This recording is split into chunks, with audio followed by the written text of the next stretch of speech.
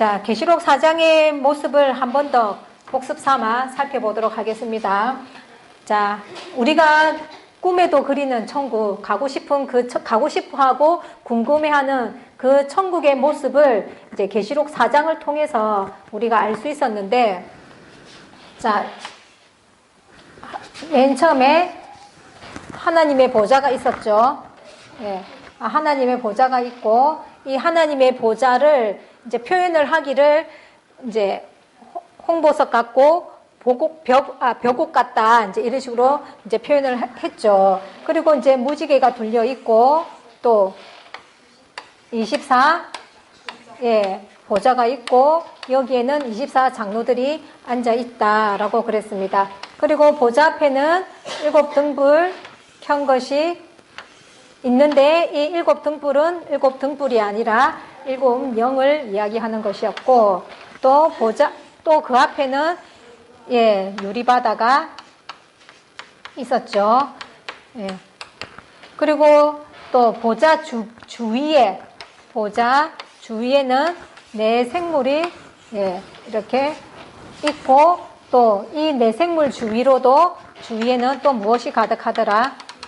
예, 눈들이 가득하더라 하면서 이제 천국의 조직도의 모습을 이렇게 보여주셨습니다. 그리고 이제 계시록 5장 이제 1절로 이렇게 이제 이어지는데, 먼저는 이 계시록 이 4장을 볼 때 4장의 모습은 반드시 계시록 2장과 3장에 편지를 하는 일이 먼저 있고 나서 이 일을 봐야 된다고 말씀을 드렸었죠. 예. 계시록 2장과 3장을 통해서 7 금초대 교회에게 이제 편지를 보냈을 때, 아까 그 편지를 보내는 내용이 하나님을 떠나가고 하나님과 거리가 멀어지자 그것을 회개하는 그런 촉구의 편지를 보냈다 그랬잖아요. 네, 7 금초대 교회에게 7 사자에게 편지를 보냈지만은 그 7 금초대 교회의 그 사자한테만 적용되는 말씀이 아니라 재림을 맞이하는 그 마지막 시대를 살아가는 모든 교회들에게 다 해당되는 말씀이다라고 볼 수도 있다라는 거예요. 자, 에스겔 37장에 한번 가보시면은요, 에스겔을 하나님께서 산골짜기로 데리고 가십니다. 산골짜기로 데리고 가시는데 무엇을 보여주냐니까, 이 산골짜기에는 그러니까 마른 뼈들이 있다는 거예요. 뼈들이. 예, 뼈들이 이렇게 비쩍 말라가지고 오래된 뼈들이 이렇게, 이것은 이제 이 뼈들을 이제 보여주시면서 이 뼈들에게 생기를 대언하라. 그러면은 이 뼈들이 살아날 거다 하는 환상을 이렇게 기록을 해 놓은 겁니다. 근데 이제 이 내용을 그냥 문자적으로 보면은 뭐 산골짜기에 이제 뼈들이 있다 했으니까 죽은 시체가 가득하다라는 뜻이잖아요. 무엇을 말하느냐고 보니까 에스겔 37장 11절에 보시면, 또 내게 이르시되 인자야, 이 뼈들은 이스라엘 온 족속이라 하고 말씀을 해주시죠. 그러니까 해석을 지금 해주시고 계시잖아요. 그러니까 이 뼈들은 실제적인 뼈가 아니라 이스라엘 온 족속, 이스라엘 민족 백성들을 이 뼈라고 표현을 했다는 거죠. 그러면은 이 실제적으로 이스라엘 백성들이, 사람들이 죽어 있었다는 뜻이 아니잖아요. 그래서 이 뼈로 표현을 했을 때는 이스라엘 족속들의 외관, 겉모습을 말씀하시는 것이 아니라 이들의 영적인 상태, 신앙 상태가 어떻다는 거예요? 하나님이 보시기에 죽어 있다. 예. 사대교회 사자에게도 살아있다는 이름을 가졌으나 죽어있다 한 것처럼 그 신앙의 상태, 영적인 상태를 이렇게 뼈다귀로, 죽은 지 오래된 마른 뼈다귀로 표현을 했다라는 거죠. 그러면 이것은 이스라엘이 그러니까 에스겔이 본 환상인데 이 이스라엘이라고 하니까 이 에스겔이 있을 당시에 이스라엘의 민족들의 상태가 이랬나 보다 우리는 또 생각할 수 있잖아요. 그런데 이것은 뭐라는 거예요? 에스겔서는 예언사란 말이에요. 예언이단 말이에요. 그러니까 이스라엘의 그 당시에 이스라엘 민족들의 그 현 상태만을 말하고 싶은 것이 아니다라는 거죠. 자, 이스라엘이라는 말은 하나님의 선민, 백성이라는 뜻이잖아요. 그러면은 오늘날의 하나님의 백성, 하나님의 선민은 누굽니까? 예, 기독교인들이잖아요. 맞죠? 예, 오늘날의 교회들이잖아요, 교회. 그죠? 이 교회들이 하나님의 선민이고 하나님의 백성이라고 할 수 있잖아요. 그러니까 이 에스겔을 통해서 보여주시는 이 마른 뼈다귀와 같은 이스라엘 족속들의 이 모습은 그 당시에 이스라엘 족속들의 모습만을 이야기하는 것이 아니라 먼 훗날 예수님 때에 이르기까지 그 때를 살아가는 그 하나님의 백성들의 모습도 이러할 것이고, 더 나아가서는 마지막 시대를 살아가는 재림을 맞이해야 할 마지막 시대를 살아가는 그 교회들의 모습들까지도 어떠할 것을, 예, 이런 마른 뼈와 같은 죽은 상태로서의 신앙생활을 할 것을 미리 보여주는 예언이다라는 거예요. 그것이 계시록 2장과 3장을 보니까 증명이 됐습니까? 증명이 안 됐습니까? 예, 계시록 2장과 3장의 내용을 보니까 일곱 교회의 사자들이 하나님을 떠나가는, 겉으로는 살았다 하는 이름을 가졌지만은 하나님 보시기에는 실질적으로는 죽어있는, 신앙의 상태가 죽어있는 그러한 모습이었던 것을 계시록 2장과 3장을 통해서 보여주고 있잖아요. 그렇죠? 그러니까 에스겔이 본 이 환상을 통한 예언이 계시록 2장과 3장에 가보니까 똑같은 모습으로 되어져 가고 있는 것을 우리가 확인해 볼 수가 있더라라는 거예요. 그래서 일곱 금초대 교회의 사자들은 그 사자들만이 하나님을 배도하고 떠나갔다라는 것을 말하고 싶은 것이 아니라 그 재림시대를 살아가는 모든 교회들이 다 하나님을 떠나가는 모습으로, 그런 흐름으로 지금 신앙 상태들이 다 흘러가고 있더라라는 것을 말씀해주고 계신다라는 거죠.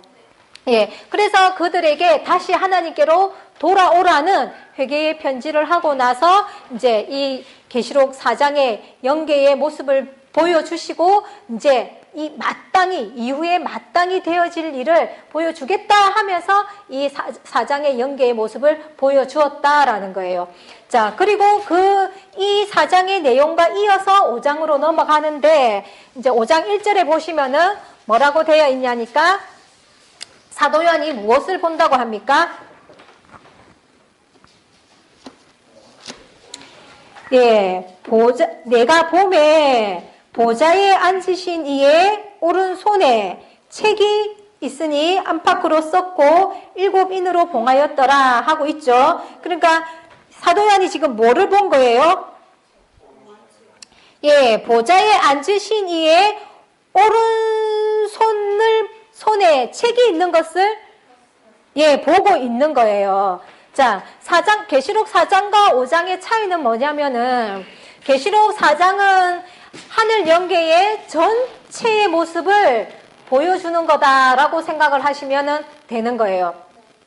자, 우리가 뭐 축구 경기를 한다든지 야구 경기를 이렇게 우리는 실제적으로 그 장소에 가서 보지 않고 TV에서 이렇게 보잖아요. 그렇죠? 그럼 카메라로 이제 뭐 야구 경기장을 이렇게 쫙 비추면은 처음에는 어떤 모습을 보여줍니까?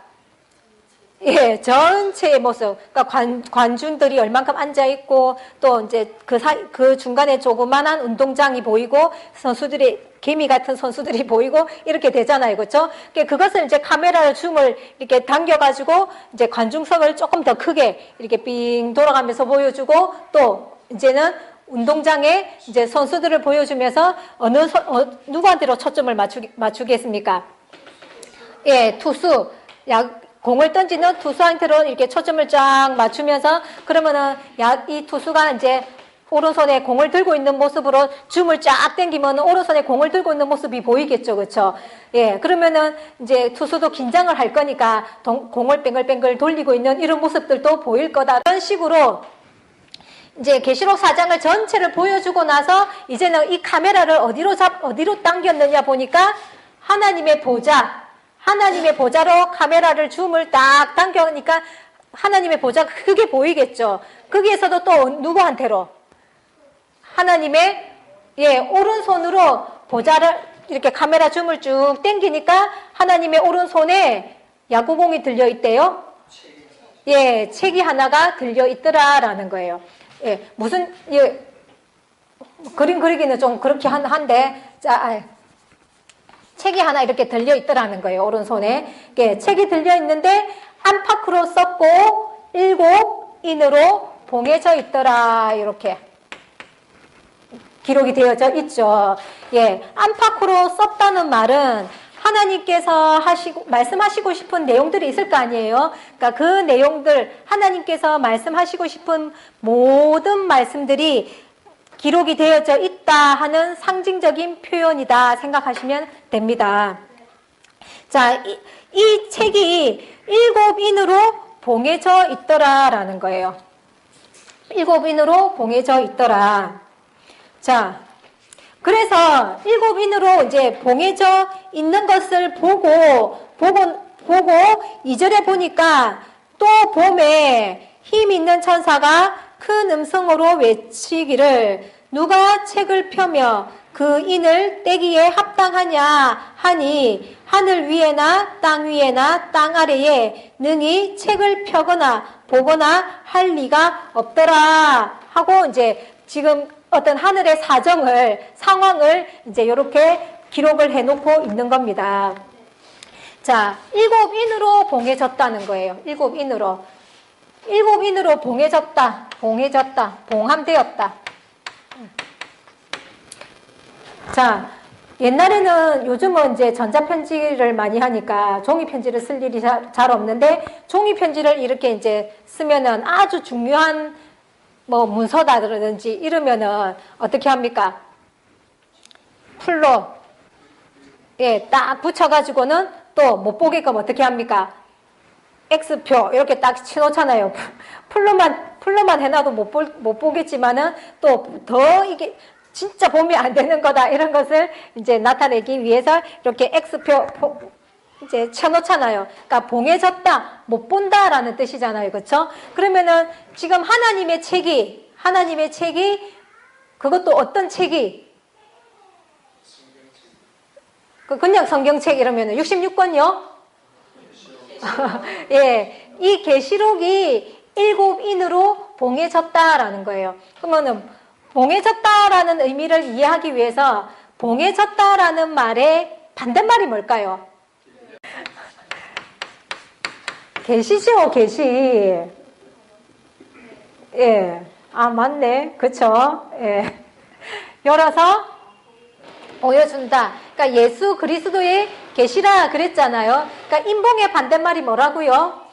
예, 그러니까 열어서 보여주는 거니까 인봉되었다는 것은 반대로 닫혀서 볼 수가 없다라는 뜻이 되는 거잖아요. 그러면은 계시의 의미를 이해를 한다면은 또 인봉되었다는 말의 의미도 이해를 할 수 있겠죠.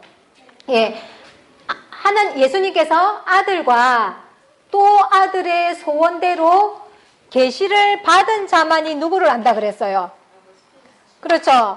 하나님 아버지를 안다 그랬잖아요.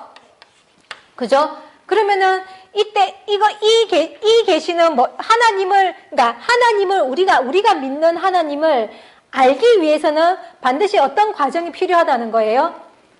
계시의 과정이 필요한 거잖아요. 계시를 받아야지만이 하나님을 알 수 있다고 할 때에 이 계시는 이 하나님을 알 수 있게끔 아들과 또 아들의 소원대로 계시를 받는 이 계시는 어떤 거라고 했습니까? 꿈꾸는 거라고 했습니까? 교육이라 그랬잖아요. 교육, 가르침. 예수님이 제자들한테 자자 이제 내가 계시해 줄게 이렇게 했다고 했습니까? 가르쳤잖아요. 제자들한테 가르쳤잖아요. 그죠? 그 교육도 뭐라는 거예요? 예, 가르침을 받는 것이 계시라는 거잖아요. 그러니까 여러분들이 지금 가르침을 받고 있죠. 그러니까 이게 뭔 거예요?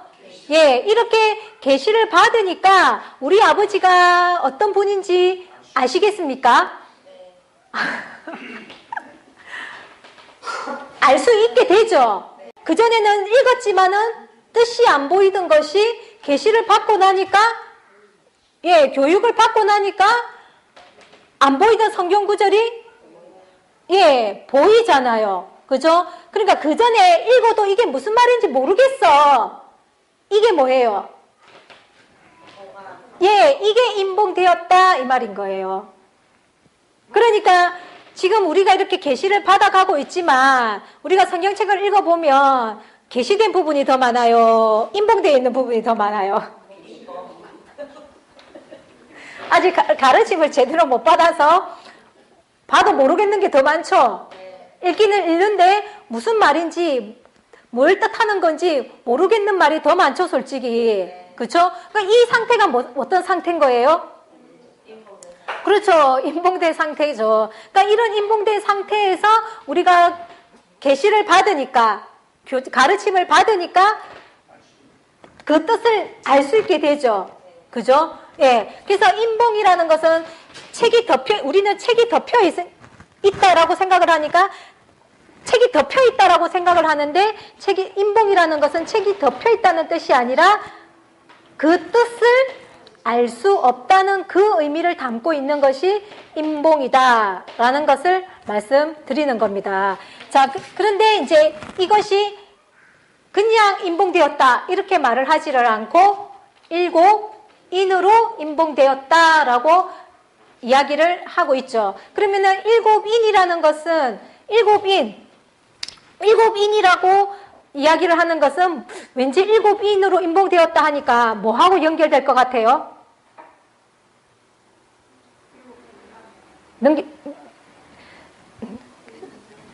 이렇게 계시록은 사건 순서대로 진행된다 그랬잖아요. 그죠? 그러니까 일곱 금초대 교회가 잘못되는 것을 통해서 잘못되고 나서 하나님을 떠나가고 나서 계시록 4장을 보고 5장을 보니까 일곱인으로 임봉되어졌다 이렇게 되어져 있죠. 그러면 뭔가 연관성이 뭐랑 연결되는 것 같아요? 예, 일곱 교회의 사자하고 뭔가 같은 7이잖아요. 그죠? 일곱 교회의 사자, 예, 일곱인 뭔가 이렇게 연관성이 있을 것 같다라는 생각이 드셔야 됩니다. 예. 자, 임봉, 봉함, 이해가 되시겠죠? 예, 이렇게 이제 임봉이 되어져 있는데, 이렇게 임봉이 되어진 것을 이제 누가 계시를 해주느냐? 누가 계시를 해줬습니까? 예, 예수 그리스도의 계시라 하고는 예수님께서 계시를 해주셨기 때문에 지금 우리가 뭘 보고 있는 거예요? 계시록을 지금 배우고 있는 거잖아요. 예, 이렇게 열어 보여주셨다라는 이제 증거가 어디 있냐 보니까 5장 7절에 보세요. 7절에 보시니까 어린 양이 나와서 보좌에 앉으신 이의 오른손에서 책을 취하시니라. 이제 누가 가지신 거예요? 예, 예수님이 가진 거죠. 그리고 6장 1절에 보니까 내가 봄에 어린 양이 7인 중에 하나를 떼신다 하고 말씀을 기록이 되어져 있죠. 예, 그러니까 6장 이제 1절에서부터는 예수님이 7인을 예, 이제 떼는 거예요. 그러니까 7인을 그러니까 인을 뗀다는 것은 연다 이런 의미를 생각하시면 되는 거죠. 예, 이렇게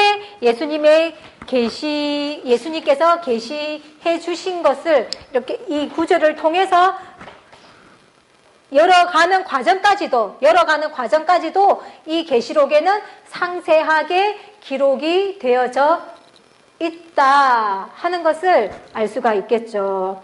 예, 우리가 계시록이 뭐 어렵다, 또 이제 두렵다, 함부로 보기 두렵다, 이제 이런 말씀들을 많이 하시는데, 그럼에도 불구하고 이렇게 이제 계시록을 보면은 정말 이 계시록에는 너무나 이렇게 그러니까 우리가 일반적으로 알 수 없던 그런 내용들이, 그런 비밀스러운 내용들이 너무나 많이 있다는 것을 지금 이런 시간을 통해서 이렇게 확인도 되어진다라는 거예요. 우리가 무엇을 가지고 이 하늘의 영계의 모습을 볼 수가 있겠으며, 또 하나님의 오른손에 책이 있는지 없는지, 하나님이 책을 갖고 있는지, 하나님이 그냥 맨손으로 앉아 계시는지, 이런 걸 우리가 어떻게 알 수가 있습니까? 그리고 또 예수님 오른손에 인봉이 된 그 책을 또 예수님이 취했다, 그럼 이제 받았다 이 말인 거잖아요. 그렇죠? 그러니까 하나님은 주시고 예수님은 받아서 또 그 책을 열 수 있도록 그 인을 떼시고 하는 이런 일련의 과정들을 이 계시록 4장과 5장이 없었다면 우리가 이 하늘의 영계의 모습을 알 수가 있겠습니까? 그죠? 예. 그러니까 이 자체만으로도 너무나 신기하고 신비로운 일이다라는 거예요. 그러니까 그래서 계시록이 이런 책이다라는 거예요. 이렇게 계시록의 그런 어떤 가치나 이런 것들이 좀 더 우리가 많이 느껴가도록 되어졌으면 좋겠습니다. 예, 이렇게 이제 인봉이 된 책을 아무도 볼 사람이 없다는 거예요. 그래서 4절에 보니까 사도 요한이 어떻게 했다고 합니까? 예, 책을 보거나 펴거나 하기에 합당한 자가 없어서 그냥 눈물을 찔끔찔끔 그랬대요. 예, 크게, 그러니까 엉엉 울었다, 이제 이런 뜻이 되겠죠. 사도 요한이 왜 울었습니까? 왜 울었습니까? 예, 책을 볼 수가 없어서 울었다 이랬잖아요. 그렇죠? 그러니까 책을 볼 수가 없다는 것은 그 속에 담긴 내용을 알 수가 없기 때문에 사도 요한이 울었다라는 거예요.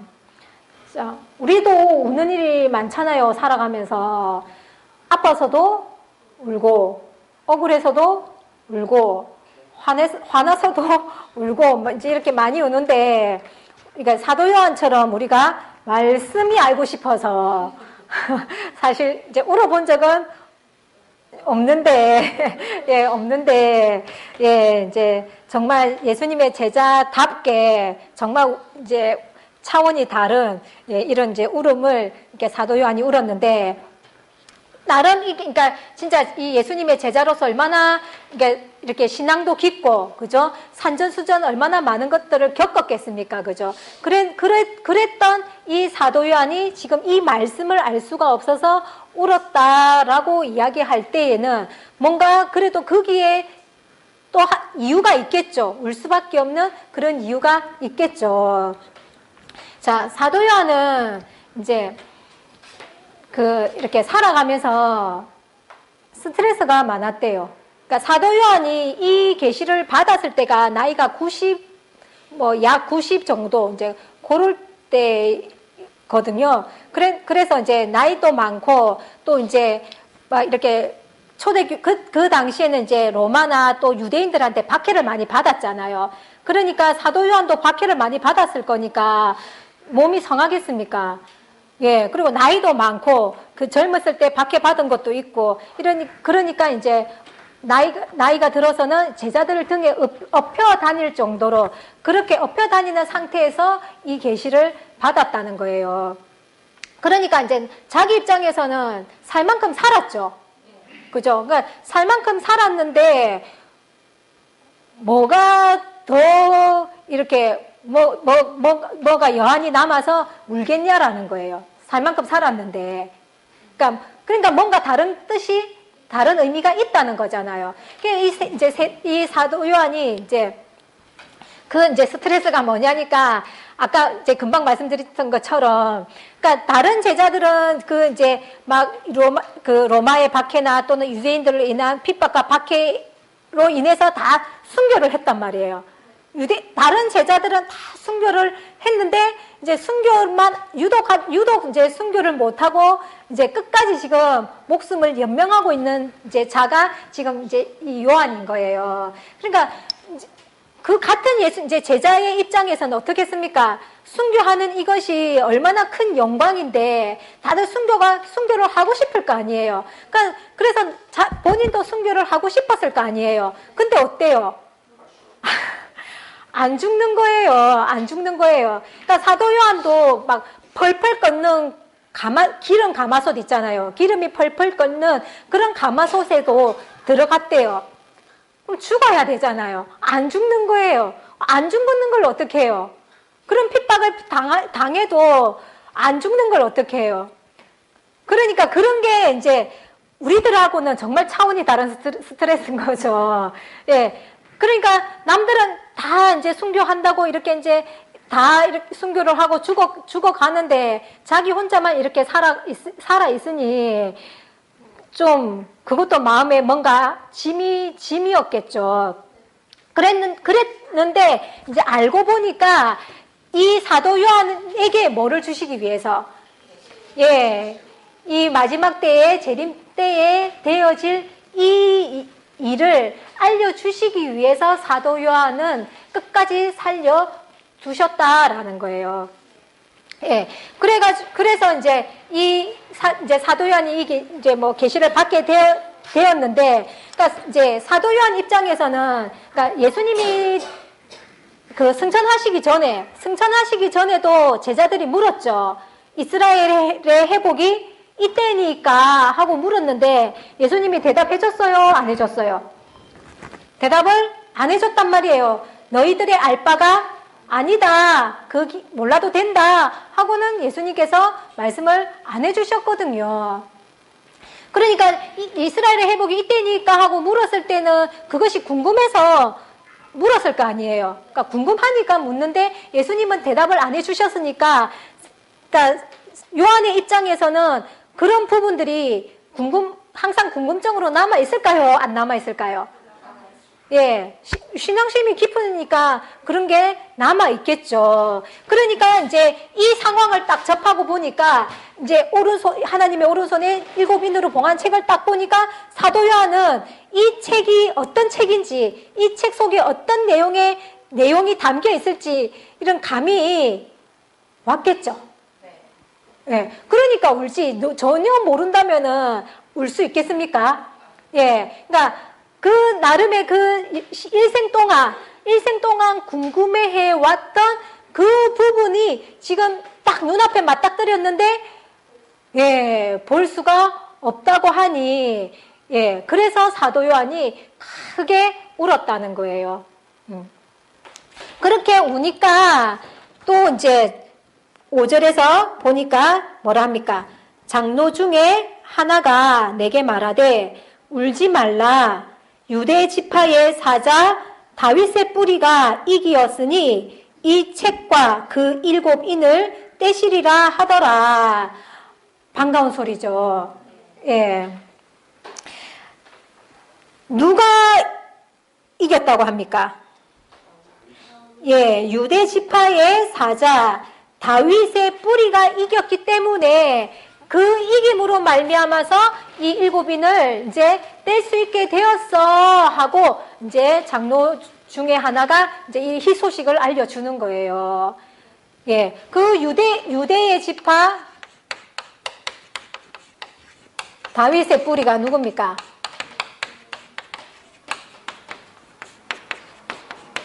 예, 예수님을 말씀하시는 거죠. 예수님은 유대 지파였죠. 예, 예수님이 이겼기 때문에 이 일곱인을 뗄 수 있어 하고 이제 알려주는 거예요. 자, 예수님이 뭐 했다고요? 예, 이겼다라는 거예요.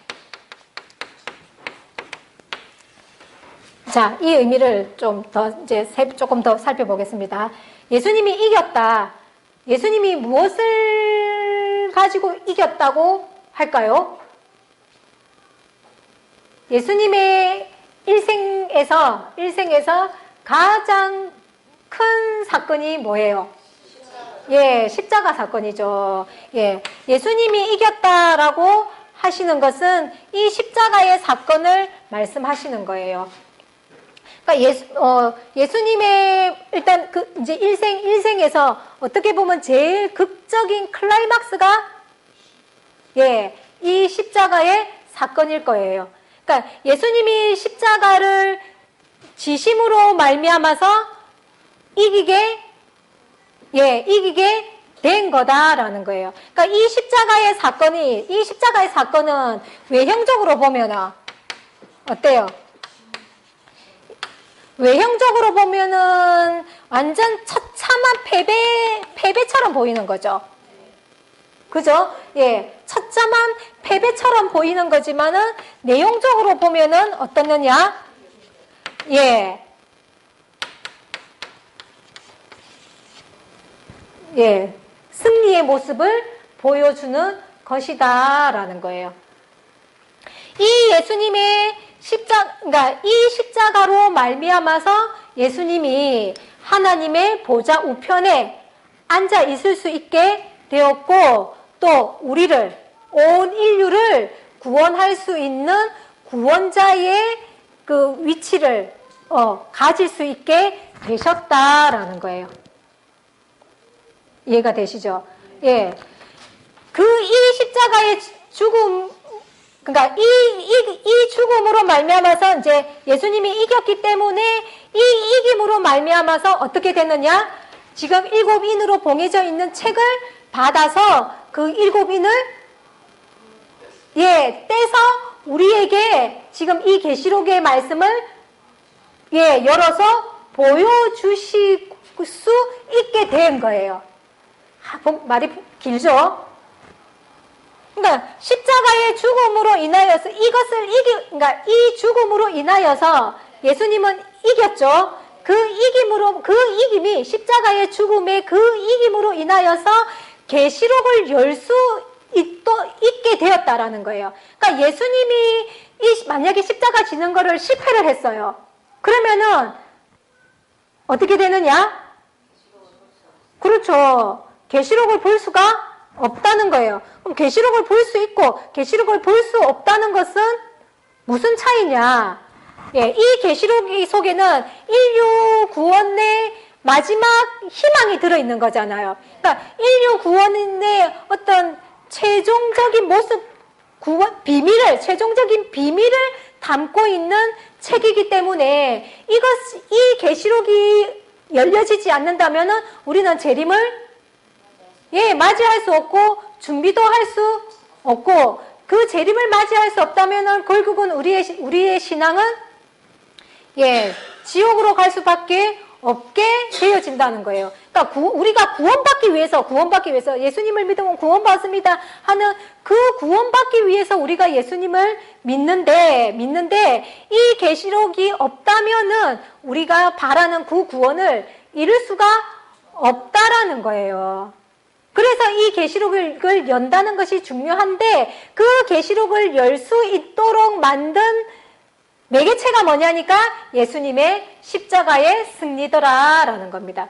그러니까 우리는 예수님의 십자가 이러면은 그냥 내 죄를 위하여서 돌아가신 예수님, 내 죄를 위해서 그냥 돌아가신 것만 생각하잖아요. 근데 그거는 초림 때의 사명이긴 한데 그게 다가 아니라, 내 죄를 위해서 돌아가신 그게 다가 아니라 무엇을 하기 위한,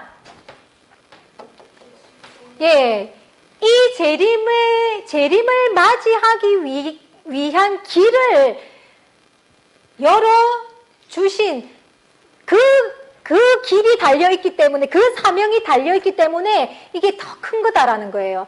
그러니까 우리가 일반적으로 생각한다면은 십자가는 그냥 초림의 사명으로 끝난 것이지만은 알고 보니까 계시록까지 연결돼요, 안 돼요? 예, 십자가의 그 사명이 계시록까지 연결이 되죠. 그러니까 초림 때의 십자가의 그 사명은 미완성인 거예요. 미완성인 거예요. 그 십자가의 죽음으로 계시록에서 이 책을 받아서 인을 떼고 우리들에게 열어서 보여주는 것까지 가야지만이 예, 십자가의 그 사명이 완수가 되어지는 거다라는 거예요. 그러니까 알고 보니까 그 2000년 전의 십자가의 죽음은 언제까지 연장이 되느냐? 예, 재림 때까지, 이 마지막 시대를 살아가는 요 때까지도 이 십자가의 사명이 연장되어져 가는 그런 엄청난 시간과 사명이 주어져 있는 그런 십자가의 사건이었다라는 거예요. 그러니까 계시록을 모르면은 예수님의 그 십자가의 사건이, 그러니까 우리 마음에 가지는 것도 반만 가지게 되는 거겠죠. 그죠? 예. 그러니까 우리가 뭐 이렇게 예수님의 십자가의 사명을 이렇게 이제 신앙생활을 하면서 크게 느껴보지를 많이 못하고 살 때가 더 많잖아요. 살짝 느꼈다가 또 잊어버리기도 하고, 또 살짝 느꼈다가 잊어버리기도 하고 하는 우리지만, 그러나 이 계시록에까지 연결되어져 있는 예수님의 사명을, 십자가의 사명을 통해서 한 번 더 또 예수님의 십자가의 그 의미를 또 우리 마음에 새기는 그런 시간이 되어졌으면 좋겠습니다. 예. 그래서 말씀을 계속 들어야 되는 거죠. 그러니까 잊어버렸던 거 한 번 들음으로 해서 또, 아, 맞아. 예수님의 십자가가 저런 의미가 있었지. 맞아. 이러면서 우리가 또 한 번 새기게 되기도 하고, 또 마음에 담기도 하고, 그러면서 또 마음의 뜨거움을 일으키기도 하고, 그렇게 되는 거잖아요. 그래서 주야로 묵상하라고 말씀을 하셨건만, 예, 저희들이 그렇게 잘 살지는 못하지만은 그래도 노력하는 그런 모습이라도 더 가질 수 있는 또 이제 나름의 원동력이 되어지리라 믿습니다. 예, 이렇게 예수님이 이김으로 말미암아서 이제 일곱인을 뗄 수 있게 되었다 하고 이제 알려주니까 얼마나 위안이 되고 위로가 되었겠습니까? 그죠? 와, 다행이다. 이런 마음이 사도 요한이 들었겠죠. 자, 6절로 가보겠습니다. 내가 또 보니 보좌와 내 생물과 장로들 사이에 어린 양이 섰는데 일찍 죽임을 당한 것 같더라. 7뿔과 7눈이 있으니 이 눈은 온 땅에 보내심을 입은 하나님의 7 영이더라. 예, 보좌와 내 생물과 장로들 사이에 누가 서 있다는 거예요? 예, 어린 양 예수님이 서 있다라는 거예요. 우리 사극 드라마 보신 적 있으시죠? 드라마 이렇게 보면 임금이 이렇게 있고 이제 그 임금 앞에 이제 신하들이 이렇게 쫙 이렇게 나란히 줄 서가지고 이렇게 뭐 의논을 한다든지 이제 이렇게 집무를 하는 거를 보잖아요, 그렇죠? 그러니까 그런 장면을 생각하면 되겠죠. 내 생물과 24장로들이 쫙 이렇게 도열해 있고 거기에 하나님의 보좌가 있고 그 앞에 이제 예수님이 지금 서 있는 거예요. 예, 좀 예수님의 위엄이나 예수님의 위치가 좀 느껴지십니까? 예. 자, 이렇게 서 있는데, 어린 양한테, 7뿔과 7눈이 있다 그러죠. 자, 7눈은 우리가 여기서도 나와 있듯이 온 땅에 보내심을 입은 하나님의 7영, 보좌 앞에 있는 저 7영, 그죠? 7영인데, 그 7영이 이 땅에 보내심을 받음으로 해서 생겨난 게 7별과 7 금촛대라 그랬죠. 예, 그리고 자, 7뿔이라는 것은 권세자를 의미하는 거예요. 계시록 12장과 13장에도 보면은 뭐 10뿔 이런 이제 뿔이 나오는데 예수님은 7뿔을 가지고 계시고 또 저기 13장이나 이런 데 가면은 짐승이 나오는데 그 짐승은 7머리와 10뿔을 가지고 있다. 이런 내용이 나오는데 이런 뿔은 이제 실질적인 뿔, 그냥 단순한 뿔을 이야기하는 것이 아니라 권세자를 의미하는 건데 하나님께서 예수님에게 하늘의 정사를 이제 다스리도록 이렇게 정권을 줬단 말이에요. 그러니까 그래서 그 하늘의 뜻을 다스릴 때에 이제 예수님을 수종들고 도와주라고 붙여준 권세자라고 생각을 하시면 되겠습니다. 자, 이렇게 해서 어린 양이 이제 나와서는 보좌에 앉으신 이에게 오른손에서 어떻게 한다는 거예요? 책을 이제 취한다라는 거예요. 그렇게 이제 예수님이 책을 받으니까 8절에 보시면은 책을 취하심에 네 생물과 24장로들이 어린 양 앞에 엎드려 각각 검은고와 향이 가득한 금 대접을 가졌으니 이 향은 성도들의 기도드리라. 새 노래를 노래하여 가로되 하면서 이제 예수님을 찬양하는 거예요. 그 다음에 또 11절에도 보니까 또 내가 또 보고 들음에 보좌와 생물들과 장로들을 둘러선 많은 천사의 음성이 있으니 그 수가 천천히요 만만이라. 아까 여기 하나님의 보좌 주위에 네 생물 주위에 많은 눈들이 있다 그랬잖아요. 이 많은 눈, 천천만만, 헤아릴 수 없이 많은 천천만만의 영들도 또 어린 양이 책을 취하니까 어떻게 한다는 거예요? 찬양을 한다는 거예요. 그리고 또 13절에는 내가 또 들으니 하늘 위에와 땅 위에와 땅과 바다 위에와 그 가운데 모든 만물이, 이번에는 만물이 하나님을 찬양한다는 거예요. 그러니까 예수님이 이제 하나님한테서부터 책을 받으니까 네 생물과 24장로들이 찬양을 하고, 그 다음에는 천천만만의 영들이 찬양을 하고, 그 다음에는 만물이 지금 이 책을 취하신 것에 대해서 찬양을 하고 있다는 거예요. 찬양 드리고 싶습니까? 네. 여러분들의 표정은 시무룩합니다. 예. 자, 우리 또 상업 드라마 이렇게 보면은 이제 그 세자가 이제 왕으로 책봉이라 이렇게 즉위식이라 하죠. 예, 이제 왕의 자리로 이렇게 이제 올라가는 그 즉위식. 그때 이제 그때는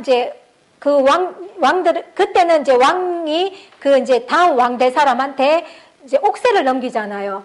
그죠? 그러니까 이 옥새를 넘김으로 해서 이제 이 왕이 이제 되었다는 것이 이제 선포되어지고 나면은 이제 어쩝니까? 신하들이 갑자기 풍악을 울리면서 신하들이 전부 다 만세하면서 찬양을 하잖아요. 그러니까 그런 장면을 연상해 보시면은 되겠죠. 예. 그렇게 지금 하늘의 모든 천사들과 또 모든 만물들이 지금 찬양을 하고 있다라는 거예요. 그러니까 지금 이 장면은 말 그대로 예수님의 즉위식이다 생각하면 되는 거예요. 하나님께로부터 왕위를 수여받는 그런 자리라고 생각을 하시면 된다라는 거예요.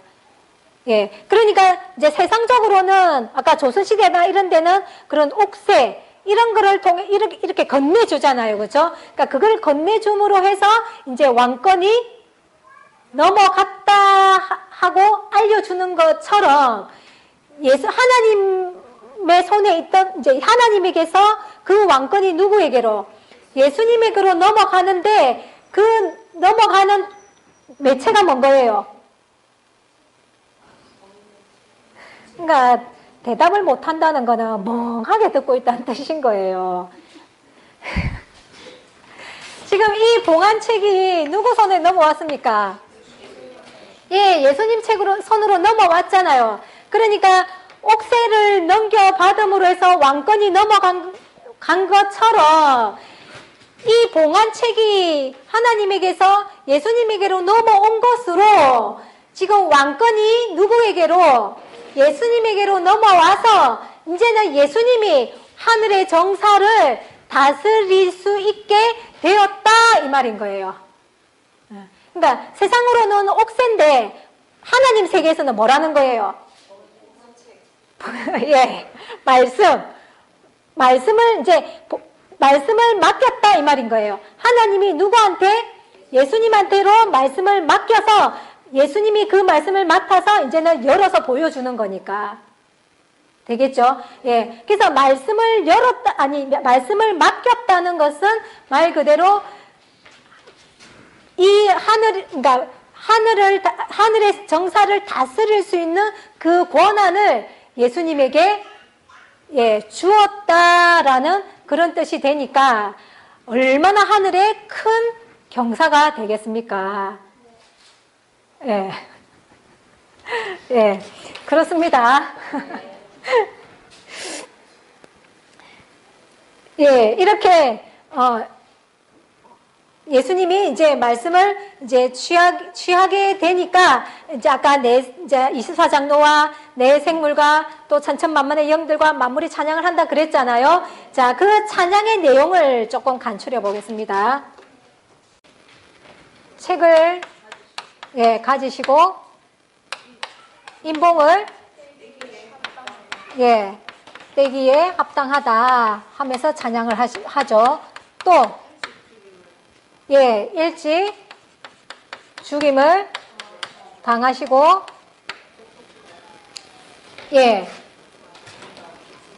가운데서 사람들을 피로 샀다죠. 피로 사서, 이 사람들을 하나님께 드리고, 또, 이 사람들을 무엇으로? 그냥 제사장이라 되어 있습니까? 그렇죠. 나라와 제사장으로 삼으시고, 그 다음에, 땅에서 왕노릇 하시리로다 하고는 이러한 내용으로 지금 찬양을 하고 있더라라는 겁니다. 자,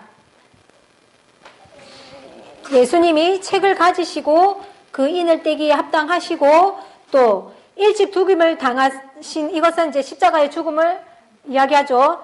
3년 반 공생이 하고 돌아가셨으니까, 그러니까 예수님이 가지는 그런 이제 특별한 사명, 그 죽임을 당하시고 족속과 방언과 백성과 나라 가운데서 사람들을 피로 사서 하나님께 드리고 또 이 하나님께 드린 이 사람들을 무엇으로? 나라와 제사장으로 삼는다. 나라와 제사장으로 삼는다는 것은 지도자, 통치자, 이제 이런 개념으로 생각하시면 되겠죠. 그런 지도자로 삼는다. 통치자로 삼는다. 이제 삼고 그렇게 해서는 어떻게 한다는 거예요?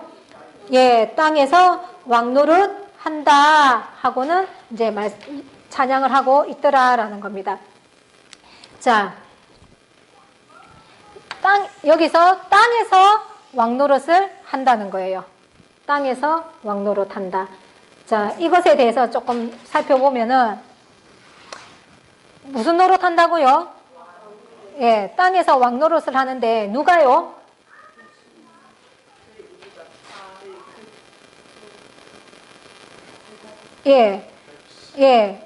사람들을 피로 산 사람들, 이 사람들을 뭐 한다는 거예요? 땅에서 왕노릇하게 한다 이 말인 거죠. 그러니까 누가 왕노릇 한다는 거예요? 누가 왕노릇을 한다는 거예요? 사람들이 왕노릇 한다는 거죠. 천사가 왕노릇 한대요? 사람들이 왕노릇을 한다는 거예요. 그래서 천사들이 우리를 부러워하는 이유가 이것 때문인 거예요. 천사가 왕노릇하는 게 아니고, 예, 이 사람들이 왕노릇한다는 거예요. 그러니까 육체를 가진 우리 사람, 죽은 사람은 육체가 있습니까? 죽은 사람 보고 사람이라고 하지는 않잖아요. 시체라고 하지, 그죠? 그러니까 이 육체를 가진 이 사람으로 살아가고 있는 이 사람, 그러니까 하나님이 왕노릇을 시키는데 나무를 왕노릇 시키고 사자를 왕노릇 시키는 게 아니라 누구를 왕노릇 시키겠다고요? 예, 사람을 왕노릇 시키겠다라는 거예요, 사람을. 그러니까 사람으로 살아간다는 것이 얼마나 귀한 것인지를 우리가 느껴야 된다는 거예요. 요즘 하도 이제 개들이 대접을 많이 받고 살잖아요. 그래서 뭐라 합니까?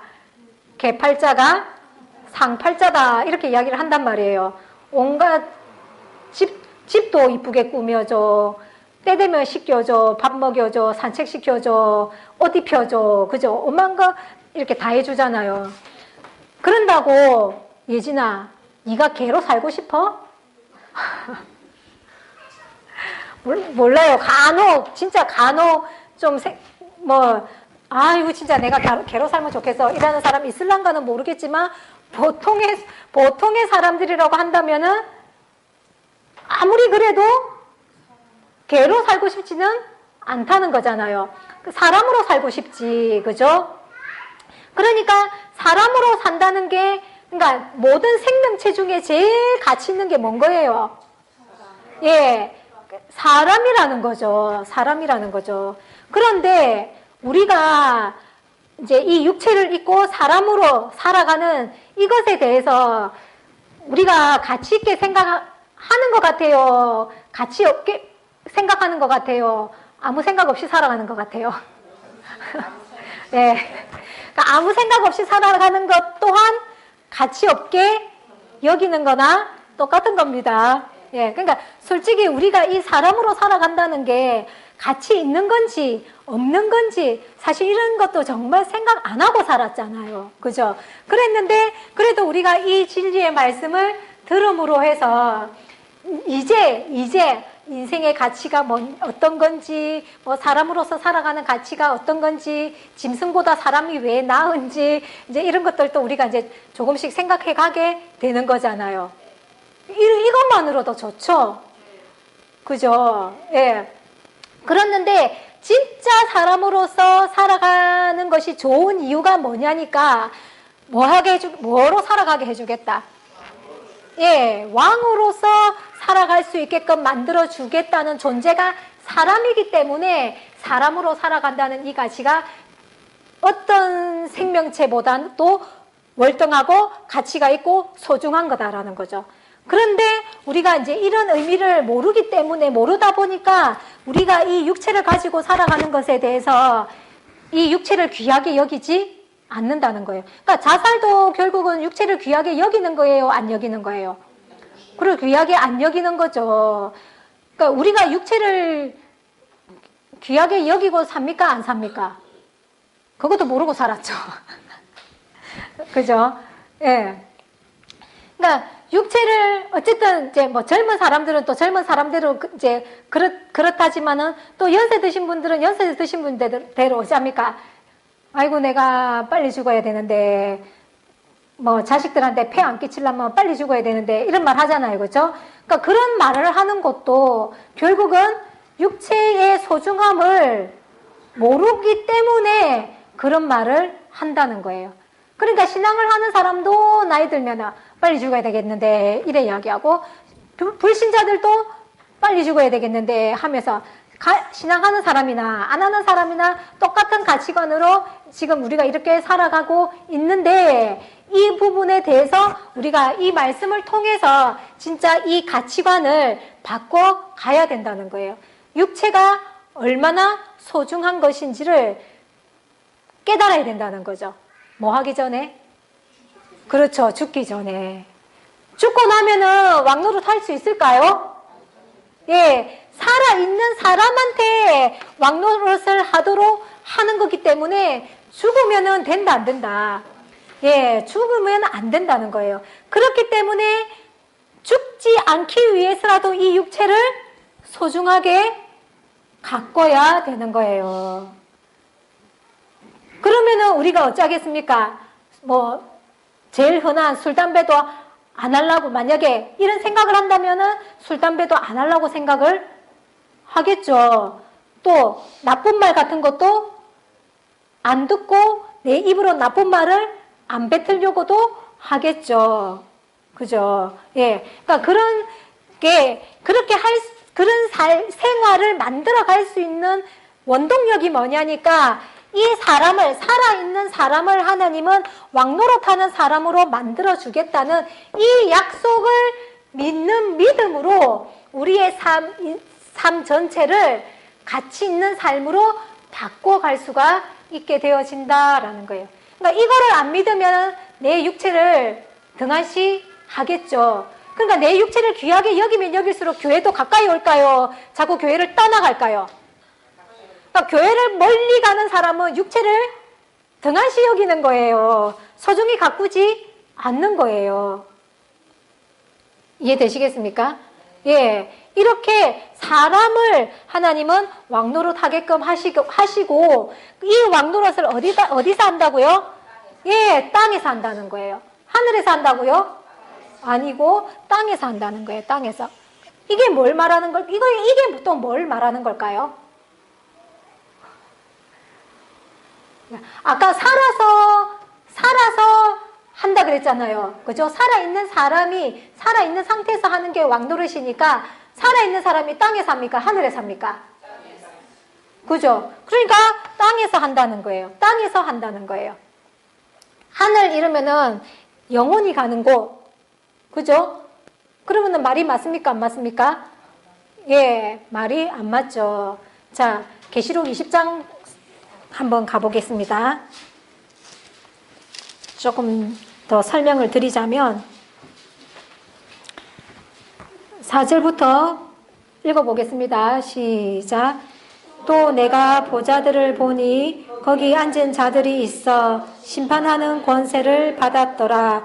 또 내가 보니 예수의 증거와 하나님의 말씀을 인하여 목배임을 받은 자의 영혼들과 또 짐승과 그의 우상에게 경배하지도 아니하고 이마와 손에 그의 표를 받지도 아니한 자들이 살아서 그리스도로 더불어 1000년 동안 왕노릇하니 그 나머지 죽은 자들은 그 1000년이 차기까지 살지 못하더라. 이는 첫째 부활이라. 이 첫째 부활에 참여하는 자들은 복이 있고 거룩하도다. 둘째 사망이 그들을 다스리는 권세가 없고 도리어 그들이 하나님과 그리스도의 제사장이 되어 1000년 동안 그리스도로 더불어 왕노릇하리라. 예, 24장로들이 찬양을 한, 땅에서 왕노릇하리라 하고 찬양을 한 그 왕노릇의 임기가 몇 년이라는 거예요? 예, 1000년이라는 거예요. 1000년 동안 땅에서 왕노릇을 한다는 거예요. 자, 아까 이 1000년 동안 땅에서 왕노릇하는 이것이 첫째 부활인데, 이 첫째 부활에 참여하는 자들은 둘째 사망의 해를 받지 않는다, 이렇게 되어 있죠. 예, 아까 계시록 2장에서 서머나 교회에게 죽도록 충성하라, 생명의 면류관을 주고, 그러면 죽도록 충성하면 생명의 면류관을 주고, 네가 이기면 둘째 사망이 너를 다스릴 권세가 없을 거다고 한 그 둘째 사망. 예, 그 둘째 사망이 나에게 오지 않을 수 있도록 하는 게 뭐냐니까 이 첫째 부활에 참여하는 거다라는 거예요. 자, 그러면은 이제 그러니까 우리 대통령의 임기는 5년이잖아요. 근데 이 왕의 임기는 몇 년이라는 거예요? 1000년이라는 거죠. 그러니까 우리가 1000년 살 수 있습니까? 1000년도 못 사는데 1000년을 이 땅에서 왕노릇 하라고 지금 예수님께서 말씀하시고 계시는 거예요. 이거를 24장로들도 알고 지금 이거를 할 수 있다는 이것을 지금 찬양을 하는 거예요. 그럼 하늘의 세계는 이 땅에서 천년 동안 왕노릇 한다는 소식을 아는 거죠. 누구만 몰라? 우리 땅의 사람들만 모르는 거예요. 그러니까 이거를 인간이 100세도 못 사는 인간이 천년 동안 왕노릇 한다라고 하니까 이걸 어떻게 해석해요? 어렵죠. 그러니까 계시록은 어렵다라고 이야기를 하는 거예요. 왜? 그냥 우리가 일반적인 상식 가지고는 이 내용을 풀 수가 없거든요. 자, 그러니까 이 자체가 뭐냐니까 비밀인 거예요, 비밀. 예수님도 천국의 비밀을 아는 것이 이래 표현을 하셨잖아요, 그렇죠? 그러니까 비밀이니 모든 사람들이 예수님을 믿기만 하면은 천년 동안 왕노릇 할 거면 어떻게 이게 가치가 있겠습니까? 없죠, 그죠? 예, 그러니까 그렇게 해서 주어지는 것이 아니라는 거죠. 나라와 백성과 방은 중에서 피로 산 사람들을 나라와 제사장으로 삼는다 그랬거든요. 그러니까 예수 믿는 모든 사람이라고 표현하지 않았다라는 거죠. 그러니까 희소성이 있어야지만이 가치가 있고 그런 것을 우리가 획득해야지만이 우리도 보람이 있는 거잖아요. 성취감도 있는 거고. 예, 그러니까 이런 내용 자체가 비밀이고 어렵기 때문에 사람들은 계시록을 함부로 풀 수가 없으니 어렵다라고 이야기를 하면서 오히려 관심도 안 가지고 덮어버리고 있는 실정인 거예요.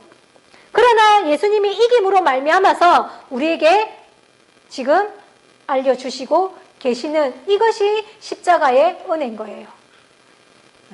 그런데 여기서 천년이라고 하니까 이제 예를 들어서 천년이라고 하니까 사람의 천년을 어떻게 살아? 그러니까 이 천년은 영원을 그냥 상징적으로 영원을 의미해서 그냥 천년이라고 표현한 거야. 이렇게 예를 들어서 해석할 수도 있겠어요, 없겠어요?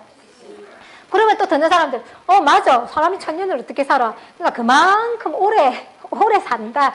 뭐 이제 이런 의미, 이런 뜻을 담고 한 거야. 이렇게 생각할 수도 있겠죠. 그런데 20장에 다시 보세요. 7절.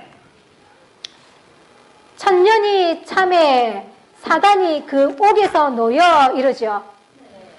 20장 2절에 보면은 용을 잡으니 곧 옛뱀이요 마귀요 사단이라 잡아 1000년 동안 결박했다는 거예요. 그러니까 1000년 동안 결박을 했다가 1000년 옥에 가뒀다가 1000년이 차니까 이제 이 사단이 뭐 한 거예요? 예, 옥에서 이제 석방을 한 거예요. 나온 거예요. 그러면은 이 시간을 이걸로 본다면은 이 1000년은 영혼을 상징한다고 말할 수 있겠습니까? 없겠습니까? 예, 정확하게 시간이 주어진 1000년이라는 시간을 이야기하는 거예요. 이해되시겠죠? 예. 그러니까 이거를 우리 상식으로 생각을 하면은 1000년이 이해가 안 되는데 성경을 근거로 본다면은 가능성을 볼 수가 있어요. 그게 뭐냐니까 아담 때부터 지금까지 오늘날 우리들이 살고 있는 이 시점까지 총 몇 년이라고 했습니까? 예, 6000년이잖아요. 이 6000년 중에서 노아라는 사람의 아담부터 노아의 때까지가 약 2000년이란 말이에요. 2000년인데 요 시대 아담의 후손들, 아담부터 시작해서 아담도 930년을 살았죠. 아담의 후손들 노아 때까지는 전부 다가 900년 이상을 살았다는 거예요. 그런데 사람들이 하도 죄를 지으니까 어떻게?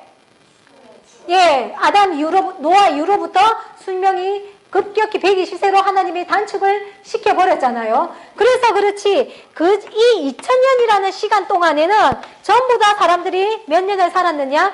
1000년 가까운 시간을 살았다는 거예요. 그러면은 이 성경을 기준으로 본다면은 땅에서 왕노릇한다는 이 1000년이 가능하겠습니까? 불가능하겠습니까? 예, 그러니까 이 기준으로 보면은 이것은 가능한 건데 오늘날에 지금 우리가 100살도 못 사니까 이 기준으로 보니까 이거는 불가능한 것으로 치부를 해버리게 되어진다라는 거예요. 그러니까 무엇을 기준으로 해야 된다는 거예요? 예, 나의 상식을 기준으로 할 게 아니고 세상의 상식을 기준으로 할 게 아니고 하나님의 말씀의 기준으로 이 말씀도 같이 봐줘야 된다는 거죠. 그래서 이때 그러니까 지금은 우리가 이렇게 살고 있지만은 하나님의 약속이 뭐냐니까 요때처럼 우리 수명을 뭐 하겠다는 거. 예, 회복시켜 갈 것이다라는 것을 또 성경 곳곳에다가 뭐 해놓으셨느냐? 기록해 놓으셨더라라는 거예요. 그래서 이사야 65장에도 새하늘과 새 땅에서 살아가는 사람들은 생명이 나무의 수완같이 길어지고 100세 못 되어 죽는 자는 저주받은 자고 100세 되어 죽는 자는 아이다, 아이 같다 하고도 기록을 해놓았고 계시록에서도 와서 보니까 1000년 동안 왕노릇 한다고 했으니까 수명이 그만큼 길어질 것을 이야기하고 있다라는 거죠. 자, 그러면은 이 하나님의 약속이, 이건 예언이란 말이에요. 우리에게 주신 약속이라는 거예요. 그러니까 하나님이 이 약속을 만약에 지킨다면 진짜로 이런 세상이 올까요? 안 올까요? 오겠죠. 오는데 우리 때에 왔으면 좋겠습니까? 내 후손 때에 왔으면 좋겠습니까? 그죠? 예. 그러니까 알면은 이런 희망을 가지는 거예요. 모르니까 자꾸 죽을 생각만 하면서 가는 거예요. 그러니까 이 말씀을 만약에 알고도 내가 자꾸 죽을 생각하면 어찌 되는 거예요? 아, 그렇죠. 그러니까 안 믿는 거예요. 안 믿는 거예요. 그러니까 말은 들어서 아는데, 그죠? 이론은 들어서 아는데 내 말은 사는 쪽으로 이야기를 안 하고 자꾸만 아이고 언제까지 내가 살겠노? 내가 언제까지 살겠어? 이런 말을 만약에 한다는 것은 결국 이 약속을 안 믿고 있다는 뜻이 되는 거니까 이 시간을 통해서 다시 한번 내 입에서 나오는 말은 이 말씀을 믿는 바탕으로 내가 말을 뱉고 있는지 안 믿는 것을 바탕으로 내가 말을 뱉고 있는지를 점검하시고 또 그게 느껴지신다면은 다시 믿음을 또 재정립하시고 그렇게 만들어 가야 된다라는 거예요. 예. 자, 이거는 지금 하나님의 말씀으로 여러분들한테 먼저 주어지는 거죠. 그죠?